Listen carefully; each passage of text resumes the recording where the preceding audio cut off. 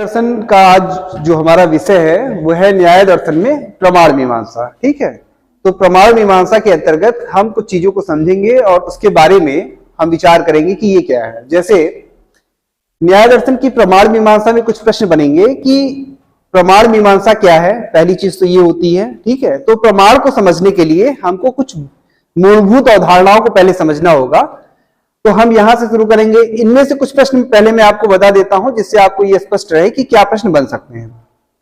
पहली चीज तो यह पूछेगा कि ज्ञान क्या है। ठीक है, न्याय दर्शन के अनुसार ज्ञान क्या है, ज्ञान की विशेषताएं बताइए। एक सरल सा प्रश्न ये आपको जानना होगा इसको समझने के लिए। दूसरा, ज्ञान के दो भेद क्या है। ठीक है, तो ज्ञान के दो भेद हैं, प्रमा और अप्रमा। तीसरा, प्रमाण क्या है, प्रमाण किसे कहते हैं और प्रमाण के भेद कौन से हैं। और जो प्रमाण के भेद हैं उनकी आपको व्याख्या करनी है, प्रत्यक्ष, अनुमान, शब्द और उपमान।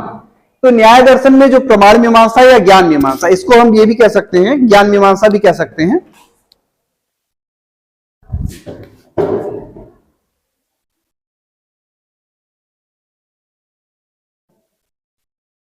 ज्ञान मीमांसा।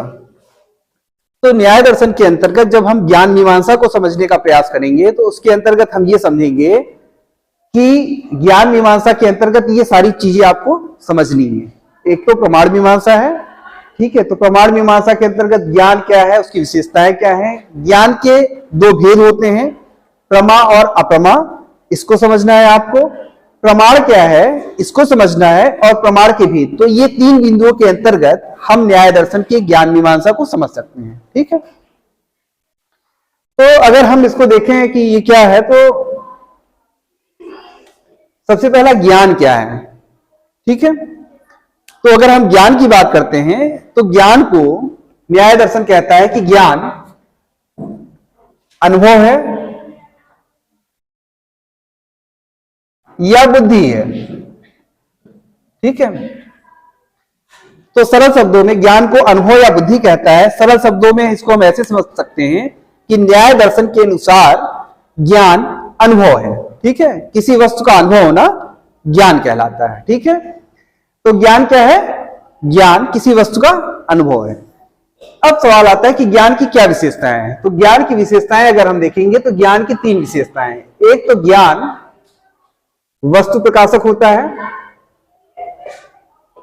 अर्थात वस्तु के बारे में बताता है। दूसरा,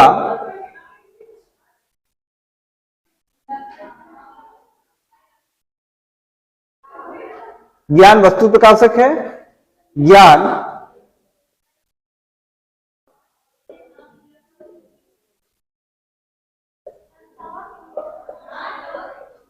व्यवहार का आश्रय है। तीसरा,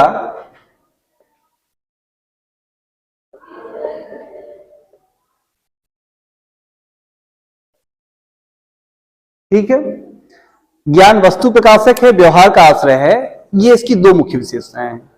ठीक है, तो ज्ञान क्या है इसके विषय में अगर हम बात करें तो स्पष्ट बात है, सीधी सीधी सी बात है। सरल भाषा भी अगर देखें तो ज्ञान क्या है, ज्ञान अनुभव है।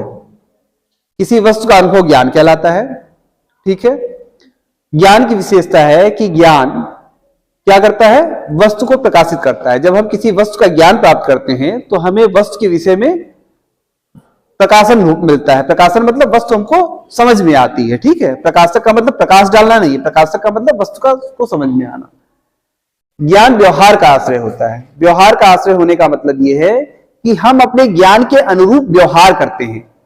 उदाहरण के रूप में जैसे मान लीजिए कि अगर आप देखते हैं कि सामने सांप है तो आप क्या करेंगे, भागेंगे। ठीक है, अगर आपको सांप का ज्ञान हो रहा है, सांप एक वस्तु है जिसका आपको ज्ञान हो रहा है, जिसका आपको अनुभव हो रहा है, तो आप क्या करेंगे, आप भागेंगे। तो जैसा ज्ञान है उसके अनुसार आप क्रिया करेंगे या आप व्यवहार करेंगे। ठीक है, तो ये इसकी दो मुख्य विशेषताएं हैं। ज्ञान अनुभवात्मक है, ये आपने देखा ही। तो ये तीन चीजें हैं, ज्ञान अनुभव है, वस्तु का प्रकाशक है और क्या है, व्यवहार का आश्रय होता है। ये ज्ञान है। फिर उसके बाद आता है कि ज्ञान के दो भेद हैं। ठीक है, क्या है और विशेषताएं आपने देखी। ज्ञान के दो भेद हैं, प्रमा और अप्रमा। अब चूंकि ज्ञान के दो भेद हैं तो स्पष्ट बात है कि यहां प्रश्न उठता है कि ज्ञान के दो भेद कौन से हैं। तो ज्ञान के दो भेद हैं, प्रमा और अप्रमा। तो प्रमा क्या है, और अप्रमा क्या है? प्रमा वो है जो सही ज्ञान क्या कहलाता है? प्रमा। और ज्ञान चूंकि अनुभव है, तो किसी वस्तु का सही अनुभव, वह वस्तु जैसी है उसका उसी रूप में अनुभव क्या कहलाता है? प्रमा कहलाता है। और कोई ऐसी वस्तु जो जिस रूप में हो उस रूप से अलग दिखाई दे, उसको क्या कहते हैं? अप्रमा कहलाता है वो। तो ज्ञान के दो भेद हैं, प्रमा और अप्रमा। क्योंकि ज्ञान अनुभव है, तो वस्तु का सही ज्ञान प्रमा है, वस्तु का गलत ज्ञान अप्रमा है। इसको ऐसे भी कह सकते हैं कि वस्तु का सही अनुभव अर्थात उसी रूप में अनुभव जिस रूप में वस्तु है, उसको क्या कहते हैं? प्रमा कहते हैं। वस्तु का अपने से भिन्न अन्य रूप में अनुभव करना अप्रमा कहलाता है। अप्रमा के तीन भेद होते हैं, संशय, तर्क और विपर्य। संशय का तात्पर्य है कि जब हम किसी वस्तु के बारे में अनुभव करते हैं तो हम यह निश्चित नहीं कर पाते हैं कि वस्तु क्या है। उदाहरण के रूप में मान लीजिए कि आप देख रहे हैं दूर से कोई आ रहा है और आप ये नहीं समझ पा रहे हैं कि वो कौन व्यक्ति है, वो आपका मित्र है या कोई अन्य व्यक्ति आ रहा है, इसका आप निश्चय नहीं कर पाते हैं, तो इसको कहते हैं संशय। ठीक है, संशय में यही होता है ना, संदेह में क्या होता है? हमें ये पता ही नहीं चलता कि कोई वस्तु क्या है, इसको क्या कहते हैं? संशय कहते हैं। ठीक है। अप्रमा का जो दूसरा भेद है वो है तर्क। तर्क का तात्पर्य होता है कि जो वस्तु आपको सिद्ध करनी है, जो वस्तु आपको दिखानी है, या जिस वस्तु को असिद्ध करना है, उसके विपरीत को दिखाया जाए। ठीक है। तर्क, फिर से ध्यान दीजिएगा, तर्क का तात्पर्य है कि किसी वस्तु की सिद्धि या असिद्धि के लिए उसके उल्टे को दिखाया जाता है, उसके विपरीत को दिखाया जाता है। जैसे मान लीजिए कि आपके घर पे आपका कोई मित्र गया और उसने देखा कि आप नहीं है वहां पे। ठीक है, आप नहीं हैं, तो वो क्या कहेगा? आपको उसने देखा कि आप नहीं हैं और आपका कोई मित्र फोन करता है कि वो आप घर पे हैं, मतलब आपके मित्र के पास कोई अन्य मित्र फोन करता है कि क्या आप घर पे हैं, तो आप कहिए आप घर पे नहीं, यहां है या वहां है। ठीक है। जैसे मान लीजिए कि घड़ा है, एक घड़ा है, सुराही है। अब वो सुराही आप ढूंढने आते हैं यहां पे। ठीक है, वो सुराही यहां रखी है और बाहर से आपकी मम्मी कहती है कि अरे सुराही तो यहां पे है, तो आप कहेंगे नहीं, सुराही वहां पे नहीं है। वहां पे क्यों नहीं है? क्योंकि सुराही यहां पे है। ठीक है। तो तर्क जो होता है वो किसी वस्तु को सिद्ध करने के लिए या असिद्ध करने के लिए वस्तु के विपरीत चीज को दिखाया जाता है। ठीक है। जैसे मान लीजिए कि ये मार्कर है, इसका मतलब ये पेन नहीं है। ठीक है। या मान लीजिए हमने कहा कि बाहर बारिश हो रही है, तो इसको झूठा साबित करने के लिए आप क्या बताएंगे कि बाहर धूप है, तो बाहर धूप है इसलिए बाहर बारिश नहीं हो रही। इसको कहते हैं तर्क। तीसरा है अप्रमा का जो भेद है, तीसरा भेद है, उसको कहते हैं विपर्य। विपर्य का तात्पर्य होता है भ्रम। क्या होता है? भ्रम। ठीक है। भ्रम में क्या होता है कि भ्रम में कोई वस्तु हम देखते हैं, किसी वस्तु का हम अनुभव प्राप्त करते हैं और उस वस्तु को हम किसी अन्य रूप में समझते हैं। ठीक है। अर्थात वस्तु जैसी है उसको वैसा नहीं समझते हैं और इसके अलावा उसको अन्य रूप में समझते हैं। जैसे मान लीजिए कि ये मार्कर है, इस मार्कर को आपने देखा लेकिन इसको आपने मार्कर नहीं समझा, इसको आपने क्या समझा? पेन समझा। आपने कहा कि ये पेन है, तो ये मार्कर, लेकिन आपने इसको अलग रूप से समझा। तो विपर्य कहलाता है भ्रम। भ्रम का तात्पर्य होता है कि जो वस्तु जैसी है उससे अन्य रूप में उसको अनुभव करना। अब यहां पे ये ध्यान दीजिए कि संशय और विपर्य दोनों को एक ही नहीं समझना चाहिए। संशय का मतलब होता है कि आप ये निश्चित नहीं कर पाते कि ये कौन सी चीज है, कौन सी वस्तु है। लेकिन भ्रम में क्या करते होता है कि भ्रम में आप ये निश्चित कर लेते हैं कि ये वस्तु ये है, लेकिन वो वस्तु वो होती नहीं है। इन दोनों में अंतर समझ में आया? संदेह में जब हमें किसी वस्तु का अनुभव होता है तो हमें यह पता नहीं चलता कि वो वस्तु क्या है, लेकिन भ्रम में हम ये जानते हैं कि ये वस्तु क्या है, लेकिन हम उसको गलत समझ रहे होते हैं। ठीक है। जैसे भ्रम का उदाहरण है कि आप कमरे में घुसते हैं और एक रस्सी पड़ी हुई है, आप रस्सी को रस्सी नहीं समझते हैं, आप क्या समझ लेते हैं? सांप समझ लेते हैं। तो रस्सी को रस्सी समझना प्रमा है, लेकिन रस्सी को सांप समझना अप्रमा है, गलत अनुभव है। ये सही अनुभव है, ये गलत अनुभव है। तो विपर्य होता है भ्रम, अर्थात वस्तु जैसी है उसका अन्य रूप में अनुभव भ्रम कहलाता है। संशय उससे अलग चीज है। जैसे मान लीजिए आप कमरे में घुसते हैं और आप रस्सी देखते हैं, और रस्सी को देख के आपको यह समझ में नहीं आता कि ये रस्सी है कि सांप है, आपको निश्चित नहीं हो पाता है, तो इसको क्या कहते हैं? संशय। तो इन दोनों में अंतर है। तर्क मैंने आपको बता दिया कि किसी वस्तु को, किसी वाक्य को सिद्ध करने के लिए अगर हम उसके उल्टे को दिखाएं, ठीक है, जैसे मैं बाहर नहीं हूं, क्यों मैं बाहर नहीं हूं? क्योंकि मैं क्लास में हूं, है ना। अगर कोई आपसे कहे कि यह सिद्ध करिए कि आप कमरे के बाहर नहीं हैं, तो आप ये कहेंगे क्योंकि मैं कमरे के अंदर हूं, और एक व्यक्ति एक समय में एक ही जगह रह सकता है, तो मैं कमरे के बाहर नहीं हूं। तो इसको कहते हैं तर्क, ठीक है। अर्थात इसमें किसी वस्तु का अनुभव नहीं होता, लेकिन उस वस्तु के विपरीत का अनुभव होता है, इसलिए इसको तर्क कहते हैं। तो ये है ज्ञान के दो भेद, प्रमा और अप्रमा। अब इसको और संक्षेप में हम शुरुआत से समझ लेते हैं। ज्ञान क्या है? तो वस्तु का अनुभव ज्ञान कहलाता है। एक लाइन में वस्तु का अनुभव क्या कहलाता है? ज्ञान कहलाता है। ज्ञान की विशेषता क्या है? ज्ञान वस्तु का प्रकाशन करता है, अर्थात वस्तु के बारे में समझ देता है, ठीक है, वस्तु कैसी है ये बताता है। और व्यवहार, इसके अंतर्गत हम क्या करते हैं? हम व्यवहार करते हैं। जैसे मान लीजिए कि अगर आप सांप को देखेंगे या शेर को देखेंगे तो आप भागेंगे, ठीक है, आप भागेंगे ना वहां से, शेर या सांप को देख के डर जाएंगे और भागेंगे। तो आप क्या, कैसा व्यवहार करेंगे ये आपके ज्ञान पर निर्भर करता है। तो ज्ञान क्या है? ज्ञान वस्तु का अनुभव है, और इसकी विशेषता है कि एक तो ये वस्तु का प्रकाशन करता है, वस्तु को बताता है, दूसरा ये हमारे व्यवहार को नियंत्रित करता है, हमारे व्यवहार का आश्रय होता है, सरल शब्दों में, ठीक है। दूसरा है ज्ञान के दो भेद हैं। चूंकि वस्तु का अनुभव ज्ञान कहलाता है, तो वस्तु का अनुभव हमें दो प्रकार से हो सकता है। वस्तु का सही अनुभव प्रमा कहलाता है, ठीक है, वस्तु का सही अनुभव अर्थात वस्तु जैसी है उसका उसी रूप में अनुभव प्रमा कहलाता है। वस्तु का उससे अलग अनुभव अप्रमा कहलाता है, ठीक है, अर्थात वस्तु का गलत ज्ञान अप्रमा कहलाता है। तो ज्ञान के दो भेद हैं, प्रमा अप्रमा। ज्ञान वस्तु का अनुभव है, जब वस्तु का सही ज्ञान होता है तो प्रमा, वस्तु का गलत अनुभव होता है तो अप्रमा। और अप्रमा के भी तीन भेद होते हैं, ठीक है। अप्रमा के तीन भेद कौन कौन से होते हैं? संशय, तर्क, विपर्य। अप्रमा क्या है? अप्रमा वस्तु का गलत अनुभव है। तो इसके तीन प्रकार हो सकते हैं। एक तो संशय, किसी वस्तु को आप देखें और ये निश्चित न कर पाए कि वो वस्तु क्या है, उसको कहते हैं संशय। किसी वस्तु को आप देखें और उसके उल्टे को दिखा के आप उसको सिद्ध या असिद्ध करना चाहें तो उसको कहते हैं तर्क। और जब किसी वस्तु को देखकर आप उसको उस रूप में नहीं समझते हैं जिस रूप में वो होती है, उसको अन्य रूप में समझते हैं, तो उसको क्या कहते हैं? भ्रम कहते हैं, ठीक है। तो ये दो पॉइंट आपको स्पष्ट हो गए होंगे। एक पॉइंट और आपको स्पष्ट कर दूं कि प्रमा, आपने देखा कि अप्रमा के तीन भेद हैं और प्रमा के भी चार भेद होते हैं, ठीक है। और प्रमा के ये चार भेद इन प्रमाणों पे आधारित होते हैं। प्रमा के ये चार भेद हैं: प्रत्यक्ष, अनुमिति,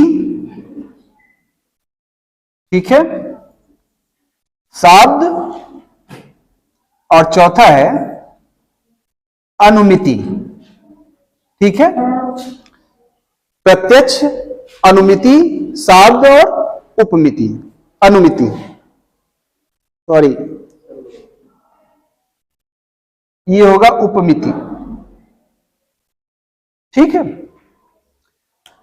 ये चार भेद किसके होते हैं? प्रमा के। अब आप ये कहेंगे कि सर संशय, तर्क, विपर्य आपने बताया, लेकिन प्रत्यक्ष, अनुमिति, शाब्द और उपमिति अभी नहीं बताया है। तो प्रत्यक्ष, अनुमिति, शाब्द और उपमिति हम प्रमाण के अंतर्गत डिस्कशन करेंगे कि ये क्या है, ठीक है, और ये हमें कैसे प्राप्त होते हैं, ठीक है। देखिए, आपने यहां पे ये समझा कि ज्ञान के दो भेद हैं, प्रमा और अप्रमा। अप्रमा को आपने समझ लिया कि ठीक है, अप्रमा किसी वस्तु का गलत अनुभव है और ये तीन प्रकार से होता है, ये आपने समझ लिया। अब आपने यहां ये देखा कि प्रमा जो है उस प्रमा के चार भेद हैं: प्रत्यक्ष, अनुमिति, शाब्द, उपमिति। तो यहां पे सवाल आता है कि आखिर प्रमा हमें प्राप्त कैसे होती है, इसका विवेचन हम प्रमाण के अंतर्गत करते हैं। ठीक है, अब हम तीसरा पॉइंट देखते हैं, इसी के साथ आपको स्पष्ट हो जाएगा कि प्रमा और प्रमाण क्या है। ठीक है, उसके पहले एक चीज हम और देख लेते हैं, इस चीज को कहते हैं ज्ञान। जैसे देखिए, ज्ञान आपने देखा, ज्ञान क्या है, ज्ञान की विशेषता क्या है। अब एक चीज और देख लीजिए कि ज्ञान की प्रक्रिया क्या होती है।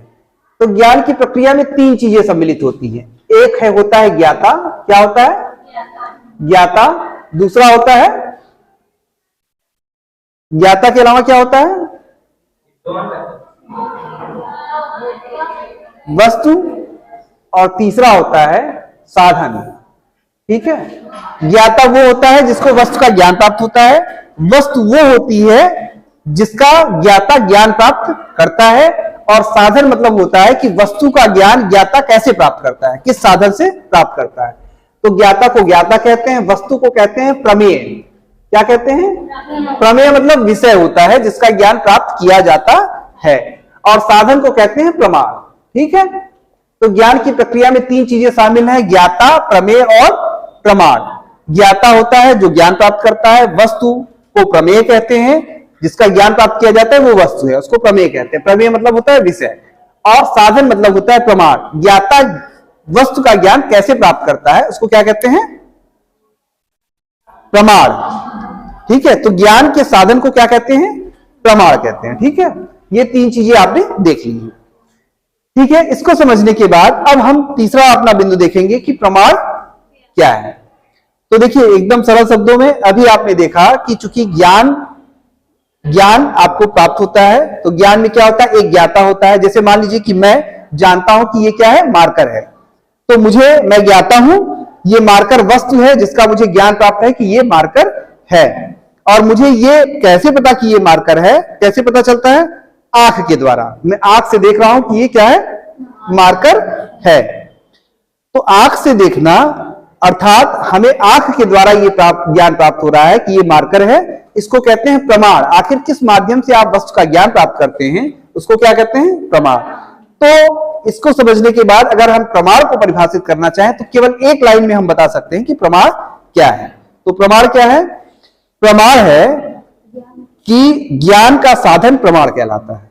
ठीक है, एक लाइन में क्या कहेंगे, ज्ञान का साधन प्रमाण कहलाता है। अर्थात हम ज्ञान किसके माध्यम से प्राप्त करते हैं उसको क्या कहते हैं, प्रमाण कहते हैं। ठीक है, तो ज्ञान का साधन क्या है, प्रमाण है।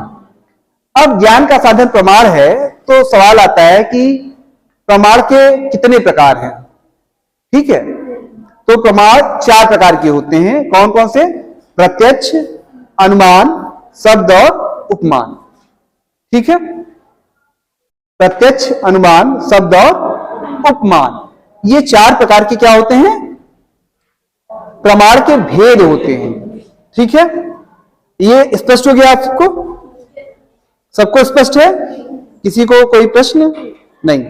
एक बार हम और रिवीजन करके इसको समाप्त करते हैं। ठीक है, इस अवधारणा को देखिए, न्याय दर्शन में आपने पढ़ा ज्ञान मीमांसा। ज्ञान मीमांसा के अंतर्गत कुछ मूलभूत प्रश्न हैं जिनको आपने जाना। कौन कौन से प्रश्न है, पहला आपने जाना कि ज्ञान के विषय में, तो ज्ञान के विषय में ज्ञान क्या है, ज्ञान अनुभव है। दूसरा, ज्ञान की विशेषता क्या है, तो ज्ञान वस्तु प्रकाशक होता है और व्यवहार का आश्रय होता है। तीसरा आपने जाना कि ज्ञान की प्रक्रिया क्या होती है, तो ज्ञान की प्रक्रिया में तीन चीजें होती हैं, ज्ञाता, वस्तु और क्या होता है, साधन। ठीक है, तो ज्ञाता है, वस्तु को प्रमेय कहते हैं और साधन को प्रमाण कहा जाता है। ठीक है, तो ये ज्ञान आपने समझ लिया। दूसरा पॉइंट आपने देखा कि ज्ञान के दो भेद होते हैं। ज्ञान के दो भेद कौन से हैं, प्रमा और अप्रमा। ज्ञान है वस्तु का अनुभव, और वस्तु का अगर सही अनुभव हो तो उसको प्रमा कहते हैं, वस्तु का अगर गलत अनुभव हो तो उसको अप्रमा कहते हैं। वस्तु का सही अनुभव अर्थात सही ज्ञान प्रमा कहलाता है, और प्रमा के चार भेद हैं, प्रत्यक्ष, अनुमिति, शाब्द और उपमिति। अप्रमा अर्थात वस्तु का गलत अनुभव अप्रमा कहलाता है, अर्थात वस्तु का गलत ज्ञान होता है। इसके भी तीन भेद हैं, संशय, तर्क और विपर्य। संशय होता है वस्तु के स्वरूप का निश्चय न कर पाना, संशय कहलाता है। तर्क होता है कि वस्तु को सिद्ध या असिद्ध करने के लिए उसके विपरीत को दिखाना, और विपर्य होता है भ्रम, अर्थात वस्तु जैसी है उसका अन्य रूप में अनुभव करना भ्रम कहलाता है। इन तीनों का मैंने आपको उदाहरण भी दे दिया संशय का उदाहरण है कि दूर से आप